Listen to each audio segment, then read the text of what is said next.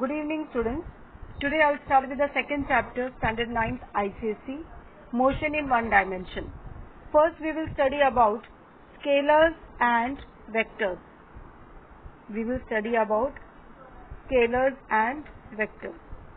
Now scalars are those who can be defined or who can be expressed only with the help of magnitude. Magnitude means number. Whereas vectors are those which require magnitude as well as a direction for their expression. So, physical quantities are of two types, scalars and vectors. Scalars are those which can be defined by their magnitude alone, and vectors are those which require magnitude and direction both for their expression, for their definition. Now we will see certain examples of scalars. Mass. We say the mass of the body is 20 kg.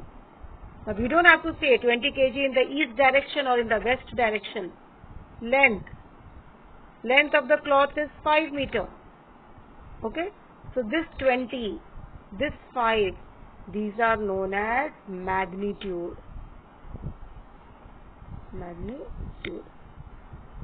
Okay. Now regarding the scalar, let's see about the scalar.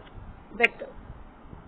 Now vectors, as I told, they require magnitude as well as direction. Let us take displacement. When we say that a body is displaced, so we have to say it is displaced by how much length. I say it is displaced by 5 meters. I also have to say in which direction. 5 meter in the west direction. Now this becomes a vector quantity because it requires both. Now this is the magnitude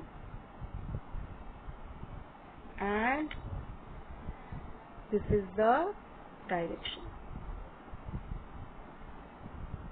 Okay. So this is the basics about the scalars and vectors. In your textbook you will find the different examples of scalars as well as the vectors. Okay.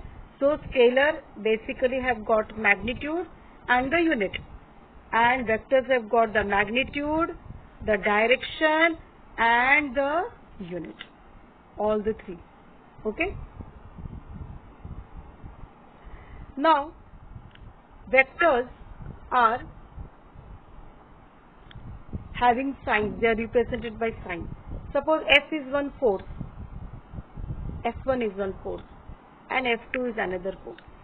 Now both of these forces are equal, but they are in opposite direction, and if I put an equal to sign, I am saying F1 is equal to F2. The two forces F1 and F2 are equal, but because their directions are opposite, I have to put a minus sign here. So F1 is equal to minus F2. If I write F1 equal to F2, it means that their magnitude is also same and their direction is also same. So here if this one is 5 newtons, this force is also 5 newtons. But suppose F1 is acting in this direction, then F2 will be acting in exactly opposite direction. This is also 5 newton and this is also 5 newton. And we can write F1 equal to minus F2. Okay. Now how are vectors written? The vectors are written, now representation of a vector is given like this. If we write F, we have to write like this and directed arrow.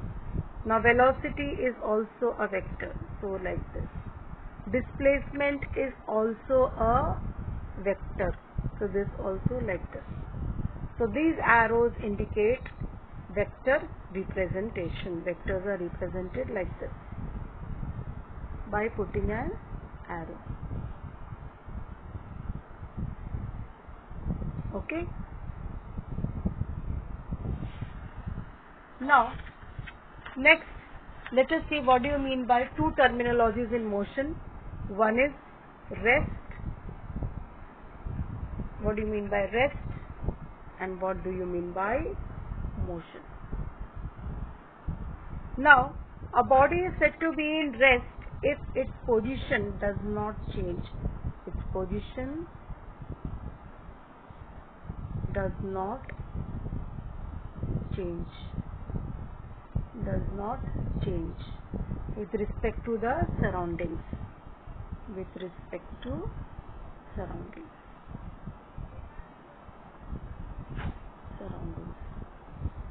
Okay. Whereas motion में क्या होता है? The position changes with respect to surroundings.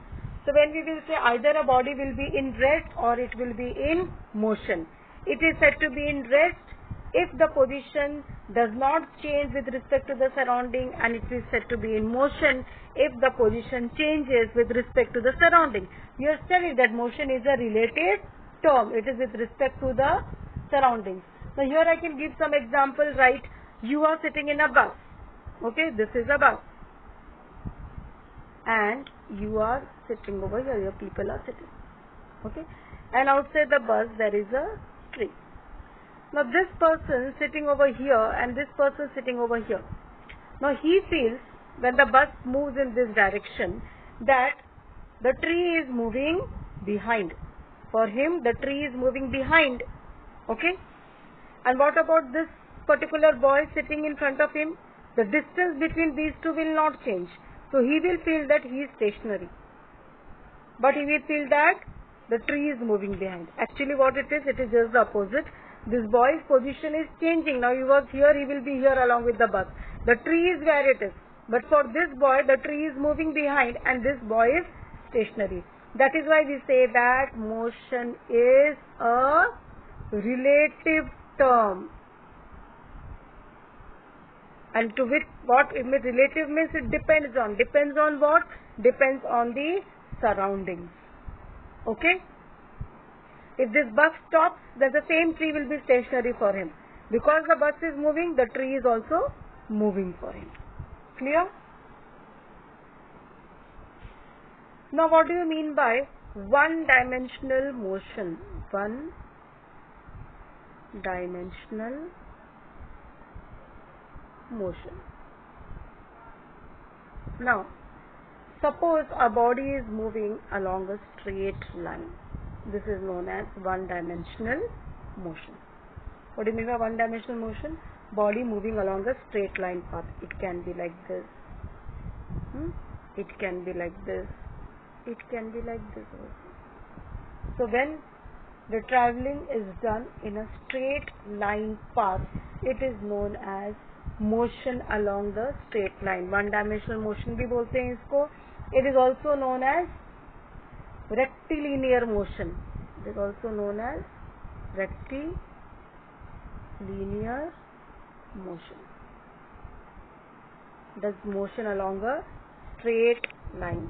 Motion along a straight line. Okay?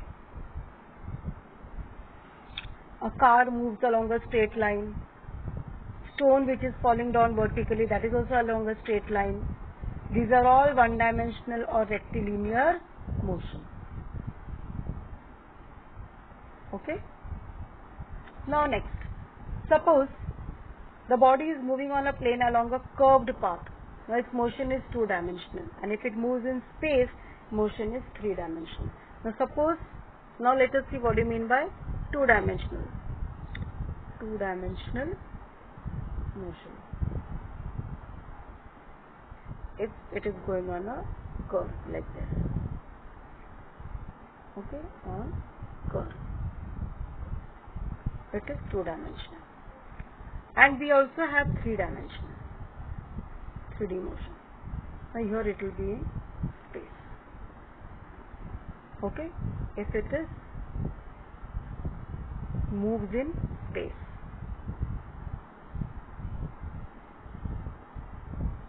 Motion in space is known as 3D motion. But in your syllabus you only have 1D representation. That is what we are going to do. Okay, clear? Now we will see how to represent one-dimensional motion. We will see how to represent one-dimensional motion. For example, suppose there is a table given to you where you have time and position as 0 seconds. Say suppose here this is my time and this is the position. Okay.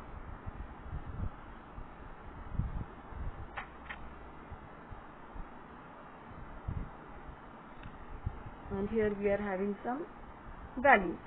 For example, 0, 0, then 1, 5, 2, 20, and 345. And you have to represent this. So this can be represented just by the 1D है इसके लिए just one x-axis. Number line सीखा है ना? First standard में, second standard में like this. First we will take over here 0. Okay. Then we will take different. Say now this is time is equal to 1. This is time is equal to 2. Time is equal to 3. Time is equal to 4. And here we will go on measuring. At 0 time, how much did it travel? Position क्या था? I will mark it by different color. Position at 0 was 0. Position at 1 was 5. So we will write here 5. At 2 was 20. Okay. And at 3 was 45. This in kilometer and this will be in seconds. Okay. So this is how we represent 1D in a straight line, that is only in the x-axis. Now let us study what do you mean by distance and displacement. Now suppose this is your house, okay, and this building is your school.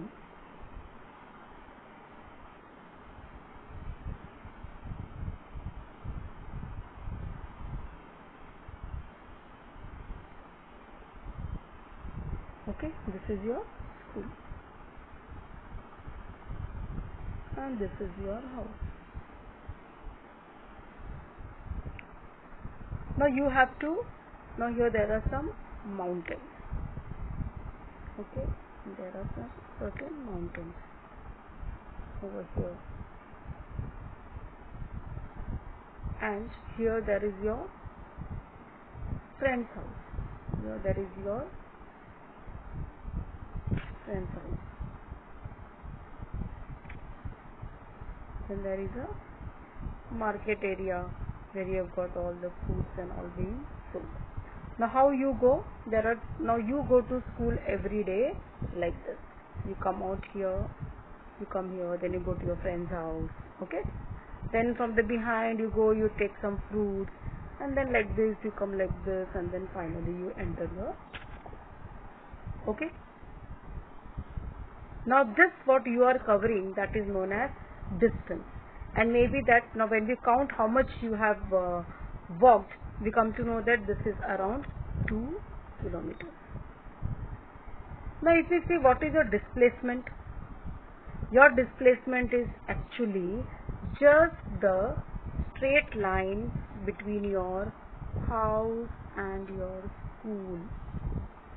Okay, this is, and this maybe say just 50 meters. But because you have taken this path, it took you 2 kilometers. So this actual path what you are taking, this is known as the distance. This is known as the distance. Okay. This is what? Distance. D-I-S-T, distance. And this what is the shortest path available, this is known as displacement. Okay. Understood the difference between distance and displacement? So distance is the actual path covered by you from reaching A to B, and displacement is the shortest path between your house and the school. Now distance is a scalar quantity. If I ask you what is the distance between the house and school, you will say 2 kilometers. But when I say that you left your house and now how much are you displaced? I am displaced 50 meters, but in which direction? It can be 50 meters here, it can be 50 meters here, it can be 50 meters here. So 50 meters displacement in which direction is required? So this is the distance and displacement. Okay. Once again I will explain you. Suppose this is A and this is B. This is A and this is B. And this is how we connect A and B. Okay. So, and this is just say 20 meters. Now you can also go over here like this. You begin from here, go here like this and this. So this red color will be known as the distance covered by you, and the blue part will be known as displacement. It will be known as displacement.